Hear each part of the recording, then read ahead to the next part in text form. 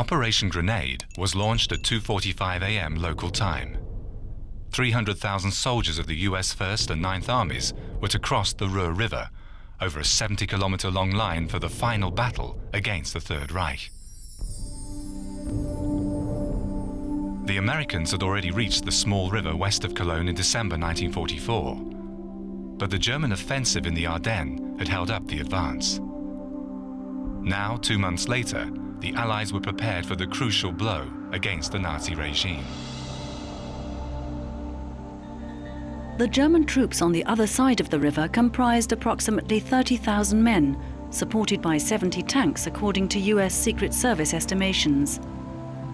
The attack had been postponed for 2 weeks, as the Germans had destroyed the dams upstream in the Eifel region, and the rivulet had become a raging torrent.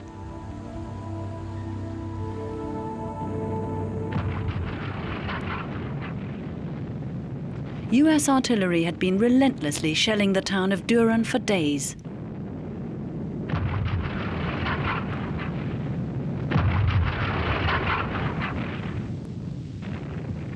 The majority of the town's population of 30,000 had been evacuated or had fled to safer areas.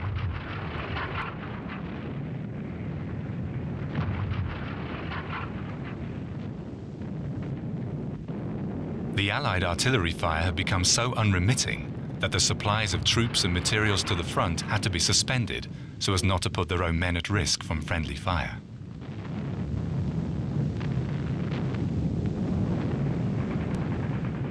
At dawn, however, soldiers in assault boats crossed the river. During the morning, they cautiously ventured into the devastated town. Among the first soldiers to reach Duren was cameraman Hartmann, who filmed the risky mission.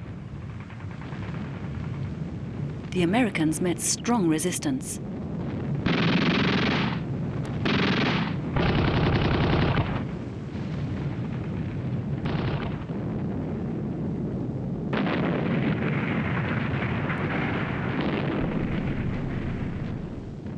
Many GIs were wounded or killed by plastic mines.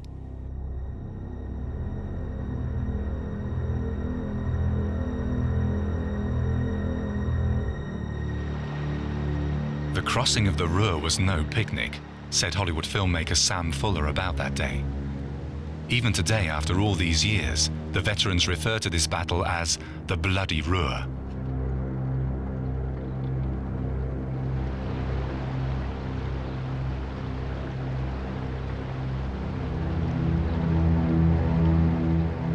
The Germans too suffered heavy losses. Scattered units with their wounded escaped the worst by surrendering to the Americans.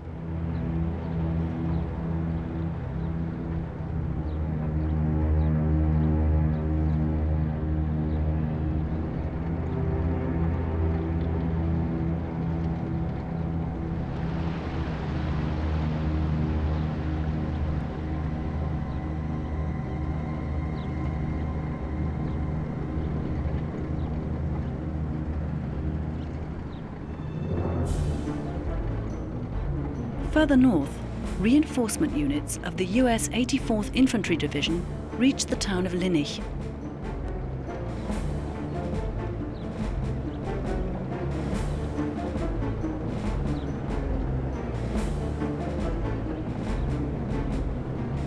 Just as in Duren, assault troops here crossed the Ruhr River at dawn and surprised a German infantry division of General Köchling's 81st Corps.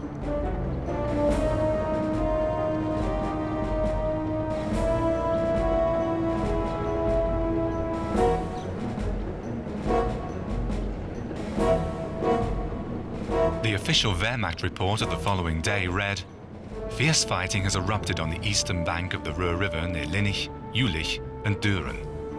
However, the enemy was unable to penetrate further into any of our main positions."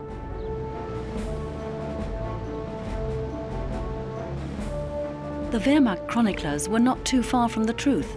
Particularly in Julich, the US troops faced vehement resistance. Photographer George Silk from Life magazine was there as the GIs fought their way into the town, taking building after building.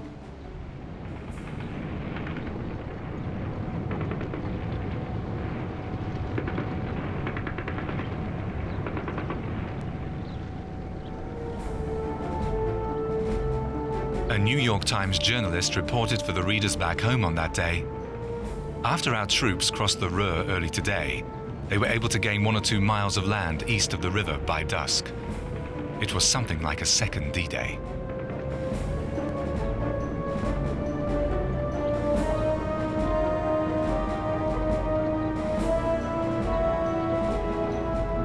In Julich, the Americans managed to secure a bridgehead overnight. Fresh troops were moved into the town via pontoon bridges.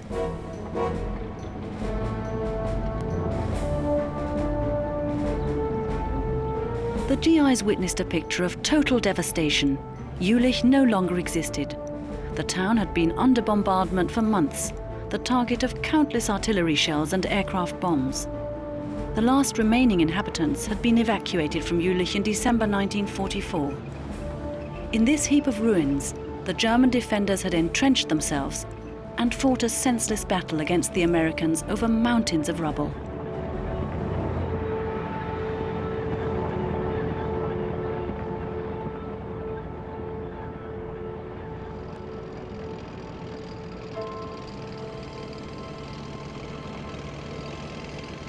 Years later, an observer raised the following question in the face of the destruction.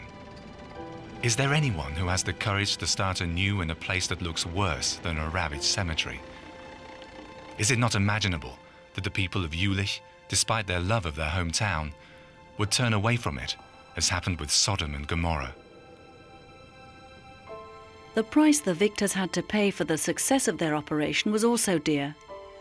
In just one day, they counted 2,400 casualties. The American cameramen were actually not allowed to film footage of dead GIs. The few frames that were shot nonetheless were naturally never shown at home.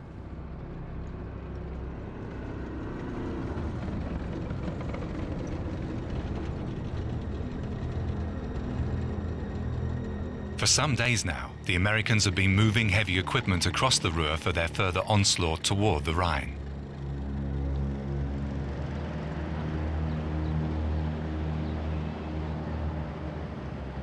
A U.S. Army cameraman advancing with the 84th Infantry Division reached Bulge, a small place near Cologne, which had been the theater of fierce fighting.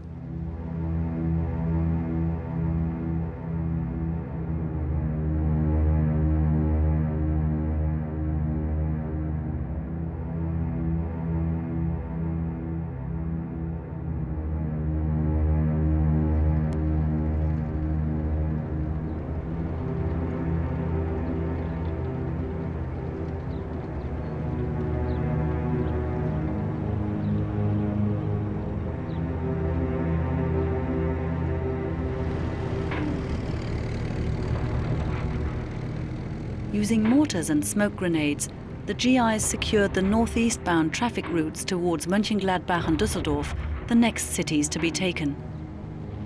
The German commander, General Gustav Adolf von Zangen, had initially hoped that the Americans would concentrate their efforts on Cologne.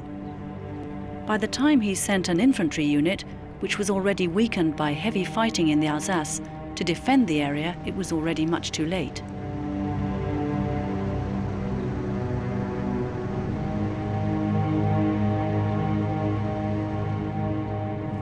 The Nazi Gauleitung had been distributing flyers with fanatic holdout appeals to stir up the population of the entire Rhineland for the oncoming battle.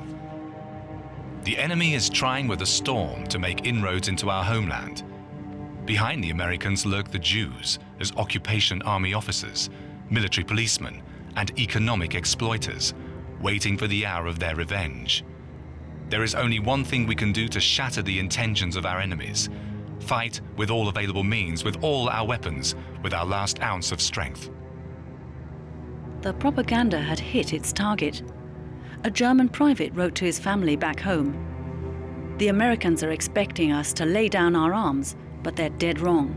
It's true that things look bad, very bad, but I'm still confident that we will win the war nonetheless."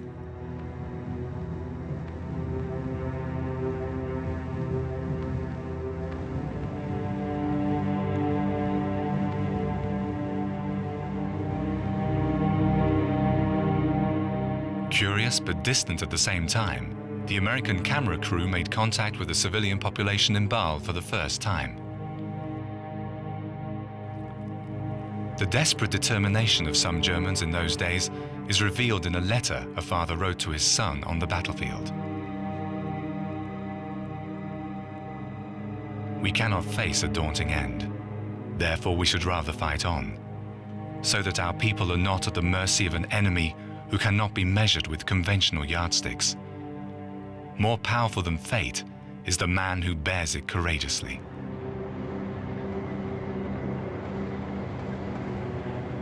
The inhabitants of the surrounding villages were herded together for security purposes and taken to Eckellenz, where they would remain in custody for 10 days.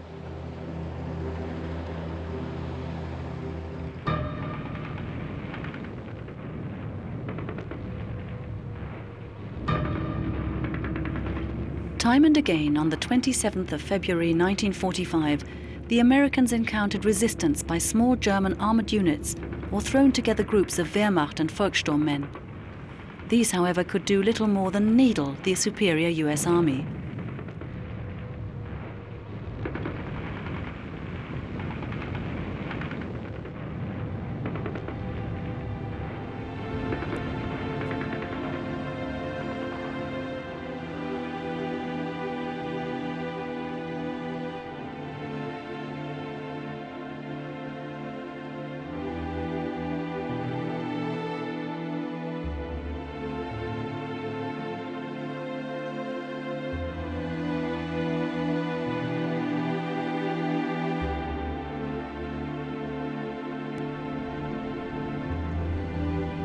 The American bridgehead east of the Roer River had become invulnerable. Operation Grenade was a total success.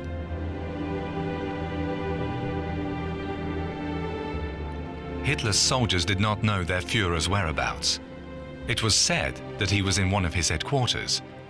In reality, however, he commanded the remaining troops from the bunker of the Reich Chancellery in Berlin. Despite his orders that capitulation to the enemy carried the death sentence, more and more units were surrendering to the Allies without resistance. However, confidence in their supreme commander still seemed to exist with some people. A letter written by a soldier reads, "The Führer is not a rogue. He is not so bad that he would lead a whole nation to its demise. So far, the Führer has always given us his love and promised us liberty, and all his plans have come to fruition."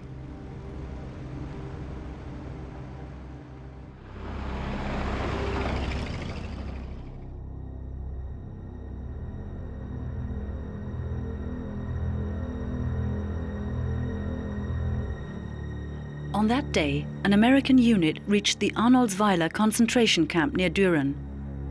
Only a few dozen Polish and Russian slave laborers were still there to celebrate their liberation. Up until the very end, they thought they would not live to see the end of the war. The number of slave laborers who paid for the brutal treatment in Arnoldsweiler with their lives was unclear at the time. The scale of the terror became known only in 1960, when 1,500 skeletons of former forced laborers were found in a mass grave.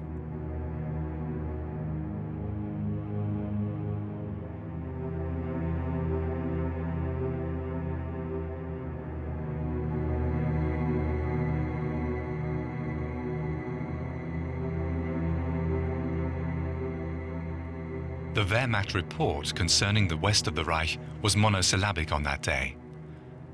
The breakthrough attempts of the enemy through position number 2 have so far been of only local significance. They were intercepted by counterattacks. We have succeeded in keeping the front intact.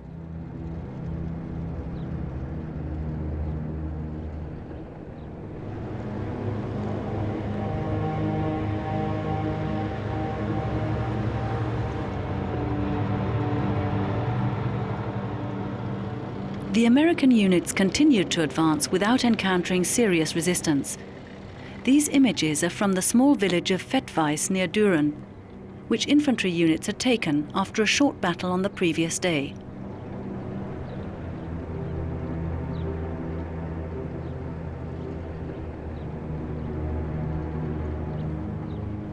The signs of total warfare were still visible here.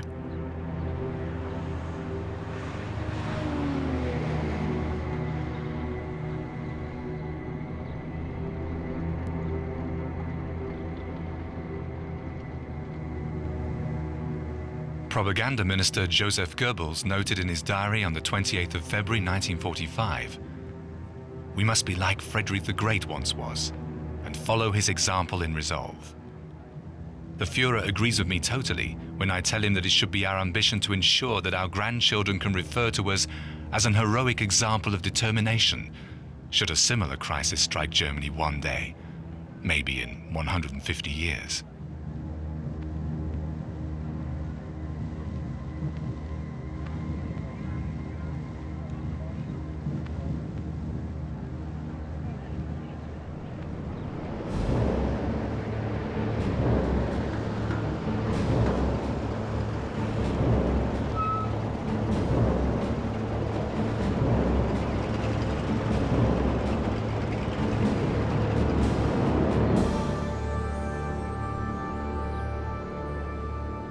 Cameraman Thompson captured some very moving scenes of 0 hour in the village of Hinsbeck, west of Krefeld.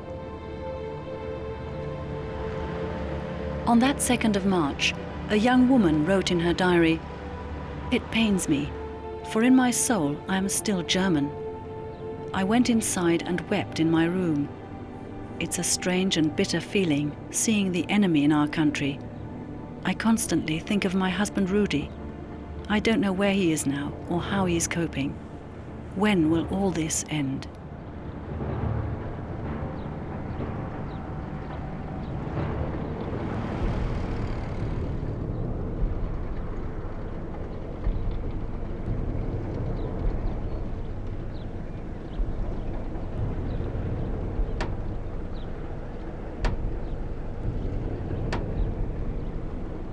A large-scale attack on the fourth largest city of the Reich was launched at 7 a.m. Entering from the northwest, an assault unit of the U.S. Third Armored Division with backup provided by snipers combed the Cologne suburb of Bocklemund. On the day before, a Nazi Party official had demanded that Commander General Köchling defend Cologne to the last man standing. He told Köchling that the bazookas of the Volkssturm should be able to hold back the American tanks.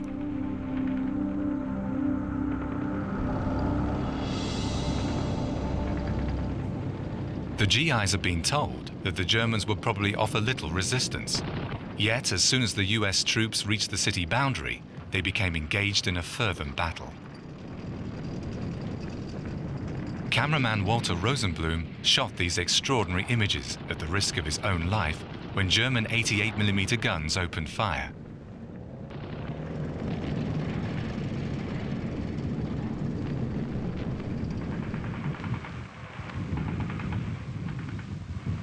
At the end, the inadequately armed police and Volkssturm units could not persist against the 30-ton heavy Sherman tanks and had to surrender.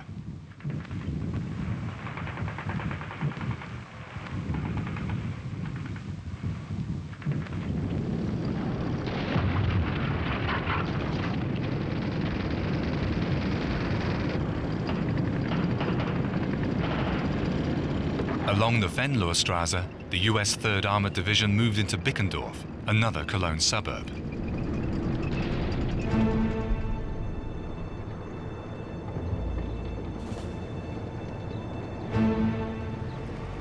An eyewitness remembered later how she felt on that 5th of March. "I was overcome by a strange feeling. It was relief mixed with fear. I was relieved that everything would be over soon. The relentless air raids and the endless sleepless nights of the last weeks and months. But I was also scared, because the Nazi propaganda had been continuously reporting Allied atrocities in the press and on the radio, rapes and abductions. However, we soon found out that the Americans were not the monsters the Nazis had claimed them to be.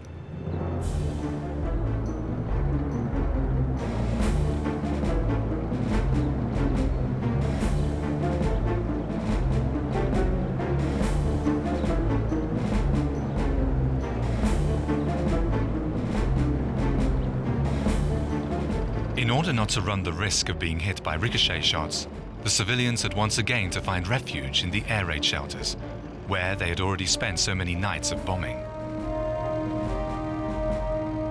By dusk, the Americans would have advanced to the ring road encircling the old town. Cologne's landmark was now within sight.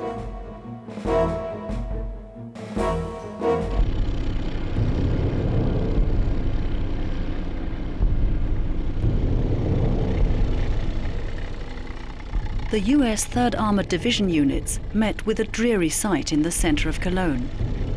The church towers were the only orientation points. After countless nights of bombing, the old town had been reduced to heaps of rubble. A U.S. soldier said later he came to a dead city. How many German troops may have been entrenched in the houses was unclear. Snipers could have been lurking anywhere. Anyone who got in the sights of the GIs was fired upon instantly.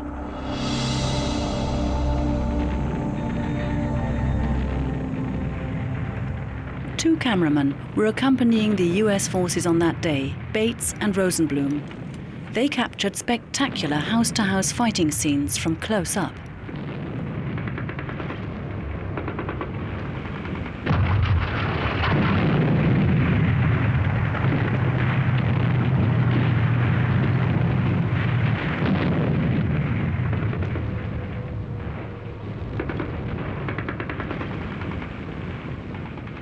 The majority of the population had long been evacuated or had fled to the other side of the Rhine. Several thousand had been dwelling in cellars for months. As a precaution, the Americans searched every building.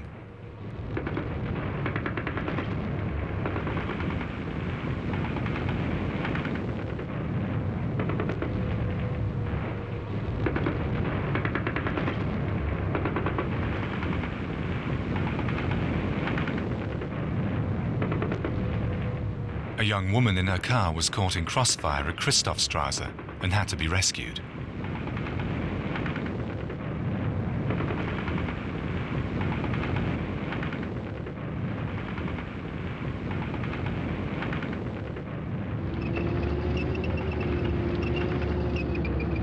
Her companion was not so fortunate.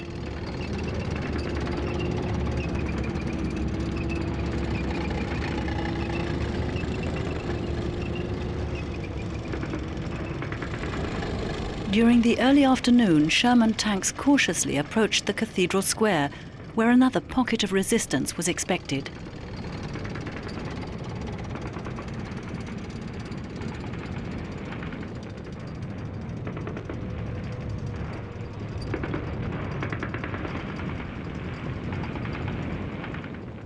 Suddenly, soldiers armed with bazookas and a German tank appeared and started firing at the Americans.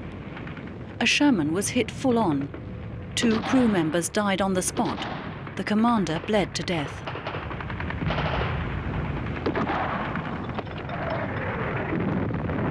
A few minutes later, a U.S. armored unit approached the site and attacked the German panzer that had taken position at the end of Komödienstrasse. 3 soldiers managed to escape from the burning vehicle and were shot on the street. Its commander burnt inside the tank.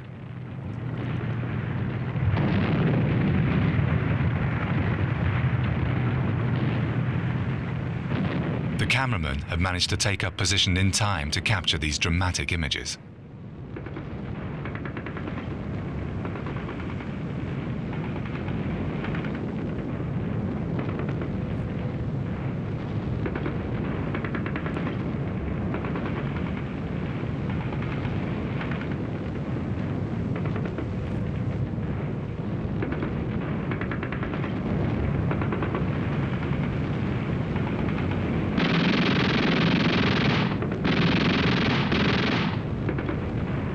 At 5 p.m. on the 6th of March 1945, the war was over in Cologne.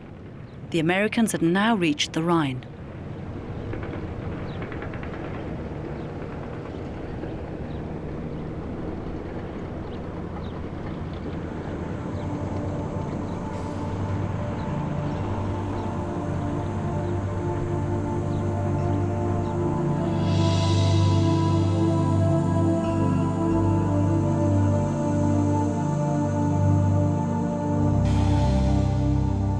Supreme Command issued just a brief comment on the events of the previous day.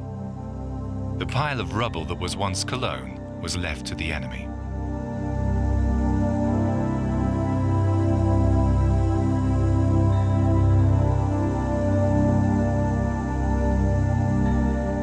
American journalist Janet Flanner went to Cologne a few days after its capture by the Allies. She noted, "Reduced to rubble and in the isolation of total physical destruction, Cologne, a city without any shape or features, leans on its riverbank. Those who have remained here laboriously battle their way through the blocked side streets. A diminished population, dressed in black and loaded with bundles. Quiet like the city itself. Most of the inhabitants of Cologne don't have much to say. Numbed by a week of defeat, 3 years of bombing, and 12 years of propaganda, the old men, the women, and the children who now live in the city seem to have lost the ability to think reasonably or to tell the truth."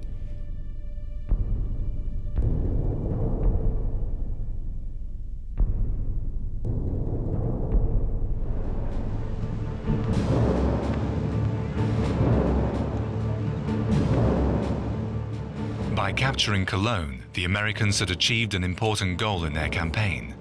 Yet there were many more cities, towns and villages to be taken before Adolf Hitler and his Third Reich were defeated. Everywhere the troops arrived, they first searched all buildings for arms. These are images from Mechenich, on the northern fringe of the Eifel region. Every uniformed man aroused suspicion, even if they were just employees of the Reich railways. Nazi officials may have been lurking in disguise in civilian clothes anywhere. Often, the locals had to resort to their meagre school English to mollify the GIs.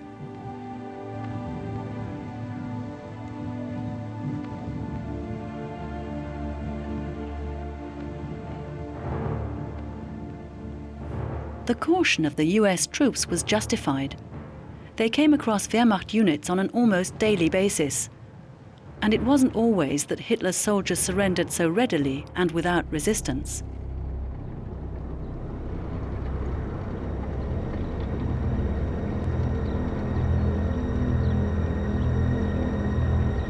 Soldiers of the US 94th Infantry Division had dug themselves in near the village of Lampaden, south of Trier. Fierce fighting had been raging here for 2 days. On Hitler's orders, Wehrmacht and SS units had attacked the supply lines of the Americans at dawn. Both sides suffered heavy losses. The Germans lost 800 men in this senseless massacre. The U.S. Army cameraman captured these scenes too.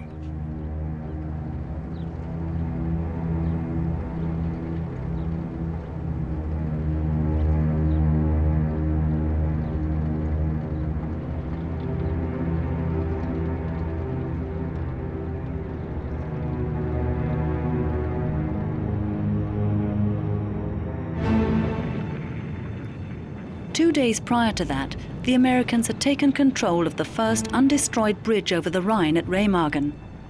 Its demolition had been prevented at the last moment. Advancing troops captured the passage without resistance.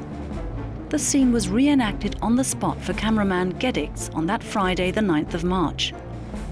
Within 24 hours, 8,000 GIs reached the right, the east side of the river, and established a bridgehead. Hitler was enraged. He had the people responsible tried by a drumhead court-martial. 4 officers were executed. 1 managed to flee into the hands of the Americans.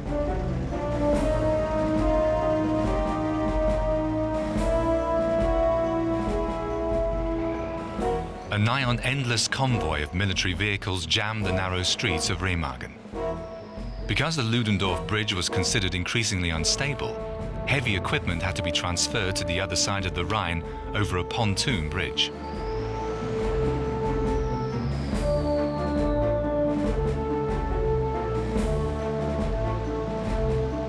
The entry in Propaganda Minister Goebbels' diary for that day was skeptical.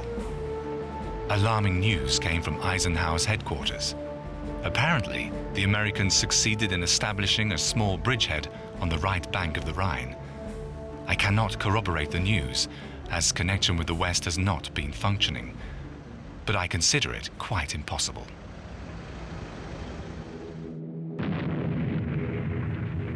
Remagen had now become a main target of German air raids and V-2 missiles.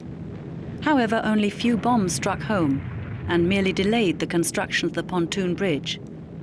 The Ludendorff Bridge remained intact.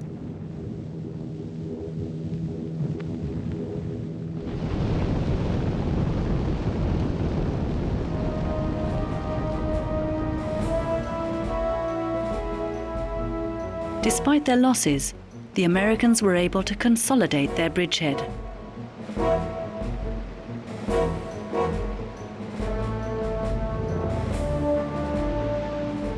A German soldier wrote to his wife on that day, "It has become an unequal battle of 1 to 100. We shoot once, and we receive a barrage of 100 shots. What kind of war is this?" Further on, he added, "Don't let our dear relatives and friends make you falter. At the end, victory will be ours, and those who are in doubt today will later be the first to claim that they had known it all along."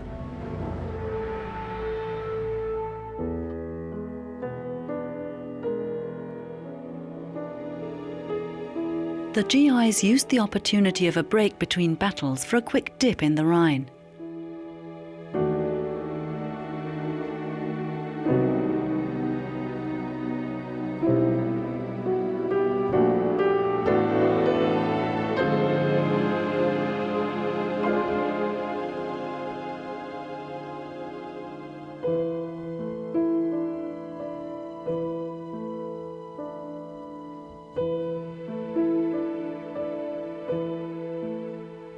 Somewhere in American-occupied Germany, a U.S. cameraman filmed these extraordinary scenes. German soldiers had surrendered to the enemy and were being searched. During this time, a Wehrmacht captain wrote to his family, "We have some peace at the moment because enemy pressure is concentrated in the north. We've lost some people, others have been detached, and the valuable materials are being taken back behind our lines. Sooner or later, we will be cornered. I've stopped thinking of leave for a long time. Traveling is pointless, dangerous, and far too many people are always on the road. A total ban on leave until the end of the war is quite reasonable. It's also part of total warfare." And he continued, "Before, when the war was fought in foreign countries where one could see so many interesting things, the situation was different. Now when one sees the villages falling into the hands of the enemy one after the other, German families digging holes in the ground like the Russians and living in them in order to avoid the bombs, cattle being buried alive in the stables because they couldn't be taken away in time, and the hope rising among the population that the Americans will come and occupy us before everything goes to ruin, it's very difficult to conceal one's despondency."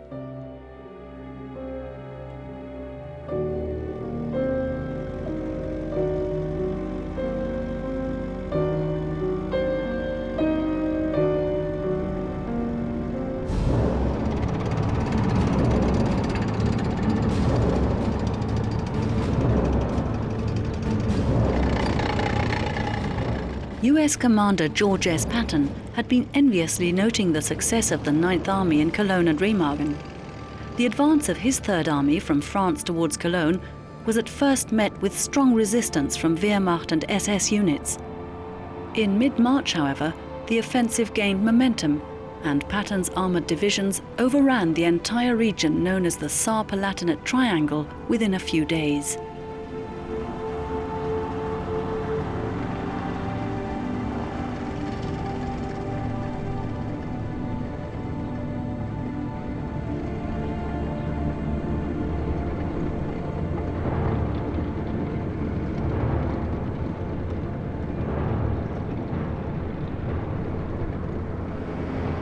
Tens of thousands of German soldiers were taken prisoner. Many were immediately questioned by U.S. Army officers. Every witness report could supply valuable information.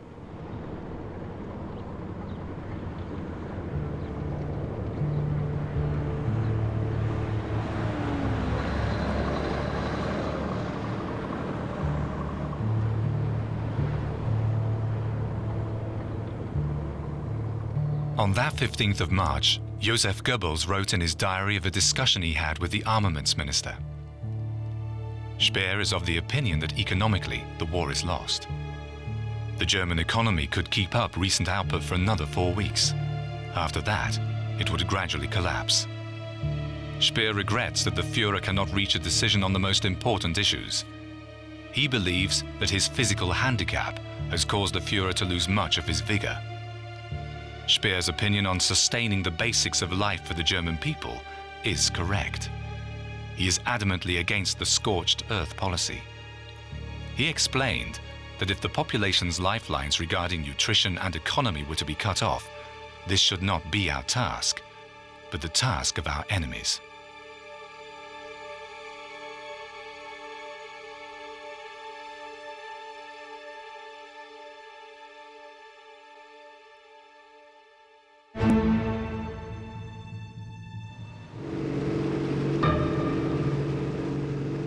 An advance commando of the U.S. 87th Infantry Division crossed the Mosel River near Koblenz. Cameraman Cummings was accompanying them. The defense of the inner city was left to 2,000 Wehrmacht soldiers under Lieutenant Colonel Löffler. The Americans already knew, having interrogated German prisoners of war, that they were not to meet too fierce a resistance. A classified report summarized, "The morale of the German soldiers is very low. The only exception is some fanatics. The German soldiers cannot understand why their commanders send them to battle with inferior arms against the obvious superiority of the U.S. Army. Civilians urge the soldiers to surrender without resistance, so as to spare their houses and villages from destruction." Still, the elite U.S. unit tentatively groped their way into the Koblenz district of Moselweiss. German units determined to fight until the end, or snipers, could be lurking anywhere.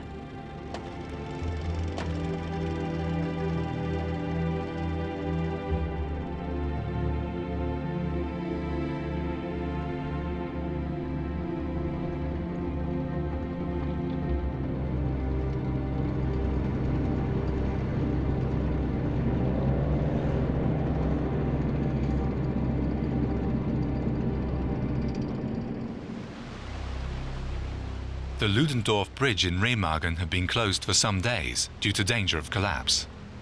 It collapsed on that day, 17th of March, just after 3 p.m. Cameraman Evans was on site not long after the incident in order to film the rescue operations.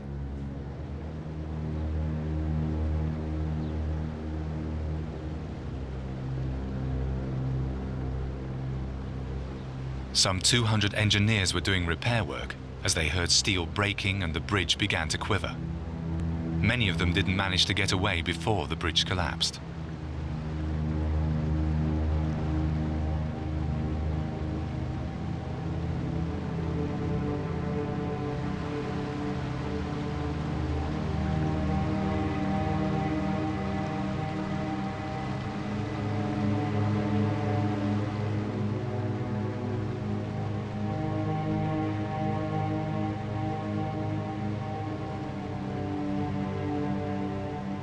"25 U.S. soldiers died on the spot. Another 3 succumbed to their injuries later. 18 bodies couldn't be recovered."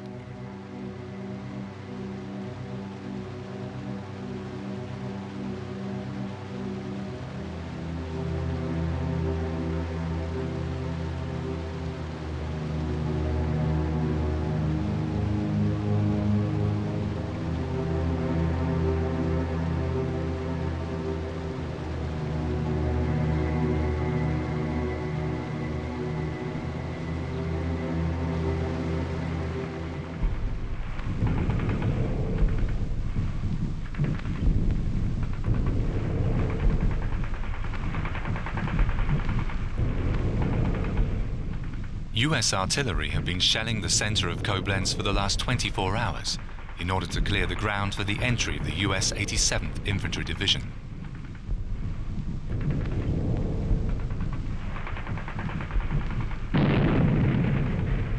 The U.S. Army cameramen were on duty during the house-to-house fighting as well.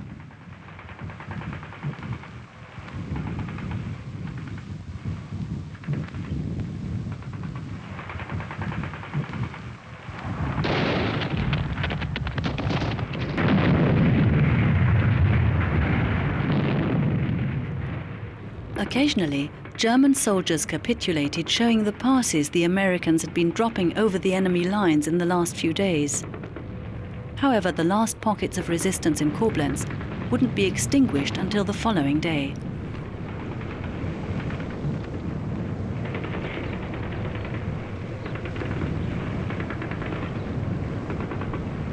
On that 18th of March, a young German sergeant wrote in his diary, "Wherever we look during these spring weeks, we see the destruction of our country escalating day by day. We must steel ourselves more than ever before against this reality." As far as one can predict, this war will not end with an armistice agreement, but only when the resistance of the last division in the last corner of the Reich has been broken.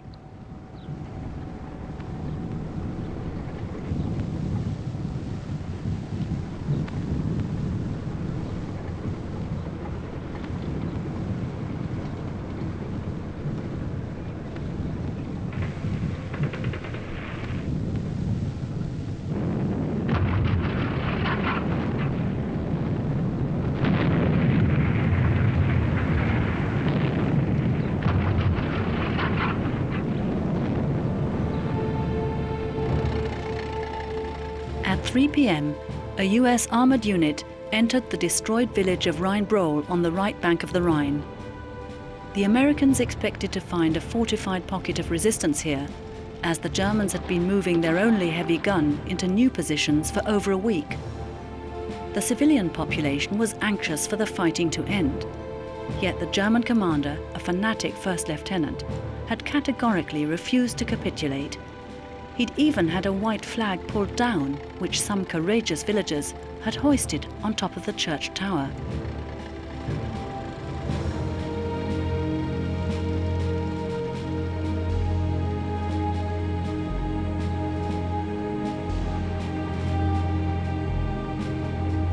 At the end, Hitler's soldiers had to surrender to the superiority of the enemy.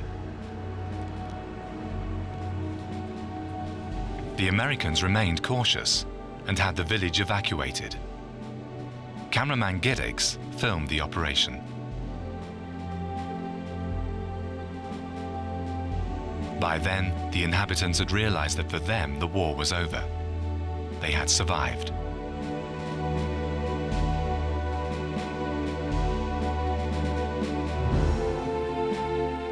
That day saw the first of Hitler's so-called Nero decrees to be issued from the bunker of the Reich Chancellery. All military, transport and communication facilities, industrial establishments and supply depots, as well as anything else of value within Reich territory which could in any way be used by the enemy immediately or within the foreseeable future for the prosecution of the war, will be destroyed.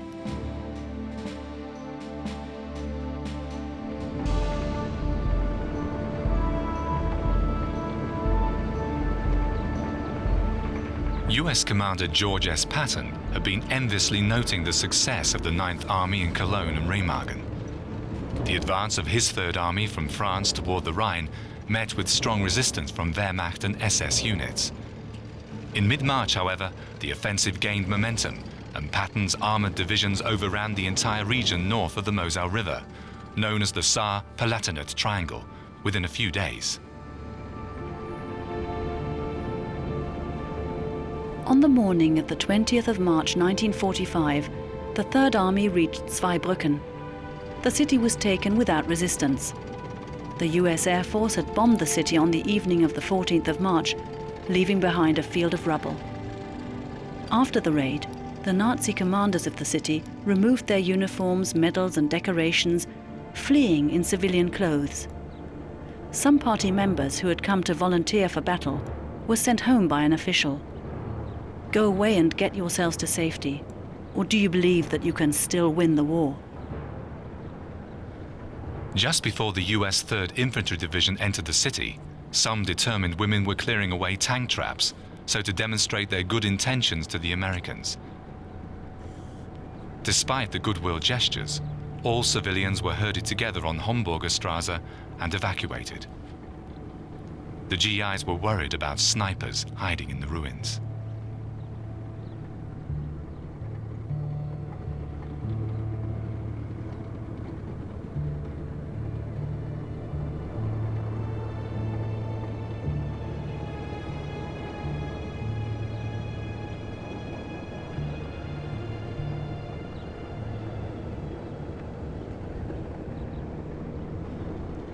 A cameraman called Russ Meyer was on duty in the administrative district of Kusel on that 20th of March.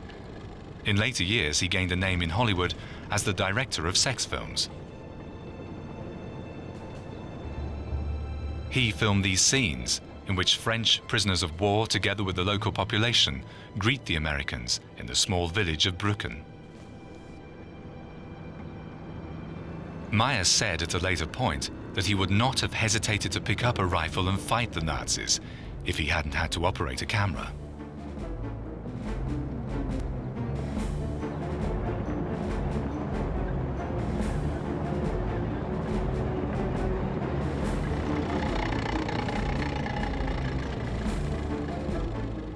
Meyer also filmed this footage in a different location.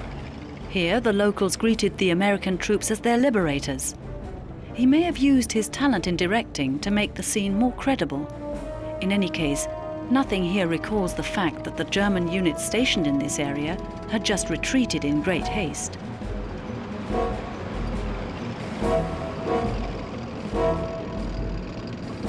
The streets outside the village were strewn with wrecks of vehicles that had been shot to pieces. Bodies of fallen soldiers and animal carcasses lay everywhere.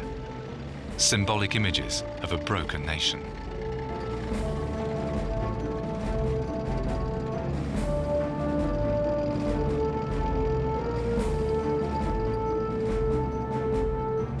It would be best to forget these days, to wipe them from memory completely, wrote a German soldier in desperation to his wife on that day.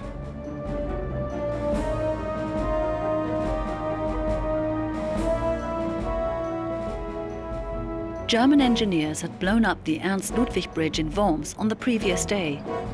Shortly afterwards, the Americans captured the old city of emperors. Patton's army had now reached the Rhine too. The U.S. 11th Armored Division took control of a pile of rubble. 2/3 of all buildings in Worms had been damaged or destroyed. On the 21st of February, the city had been the target of an all-night British air raid. And 2 days before the marching in of the troops, the U.S. Air Force had bombarded it again with high explosive bombs.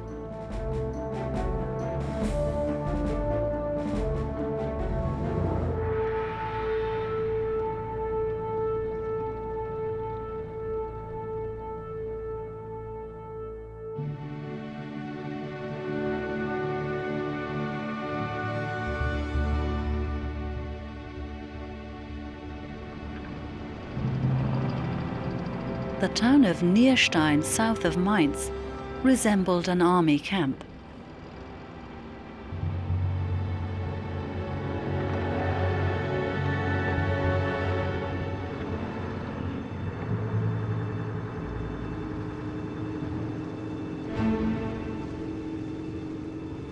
"500 boats had been in operation since 10 p.m. in order to take the 1st Engineer units across the Rhine. The Germans offered no resistance. It was a surprising maneuver by General Patton, as the British and the Canadians on the Lower Rhine would begin the crossing of the river only on the following night. It had been exactly 4 weeks since the Americans launched their large-scale offensive at Duren. In those 4 weeks, the Allies had managed to take control of extensive parts of Western Germany. At the Eastern Front, the Red Army had reached the Oder River. An SS man who had barely managed to flee across the Rhine wrote to his wife on that day, "We are the men the Americans fear the most. We have no option other than to win or die."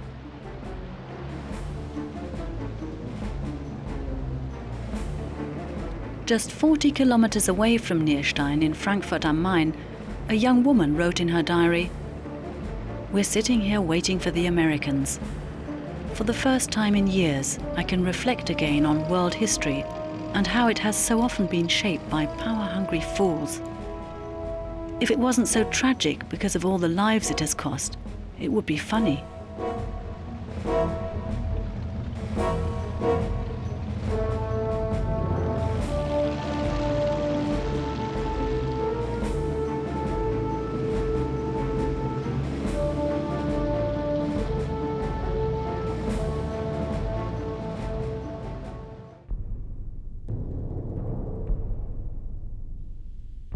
Taking village after village, the American troops continued their advance on the other side of the Rhine.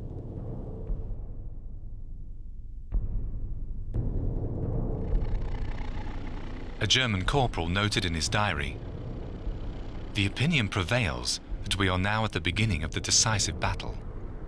The enemy has crossed the river at 3 separate sections.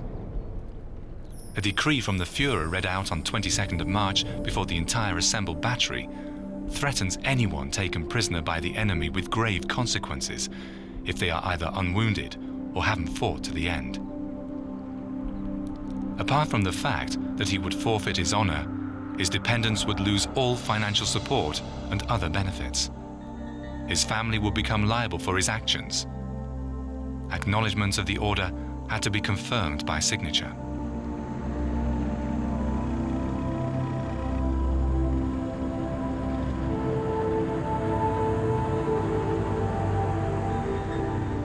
The U.S. Army commanders celebrated the success of their campaign on the Petersberg near Bonn. Commander-in-Chief Dwight D. Eisenhower had invited his generals to dinner. Eisenhower knew that his mission was not yet accomplished. On the first day of his campaign, he had written to his brother Milton, "Hitler should beware of the wrath of a roused democracy." The war in Germany would last another 43 days.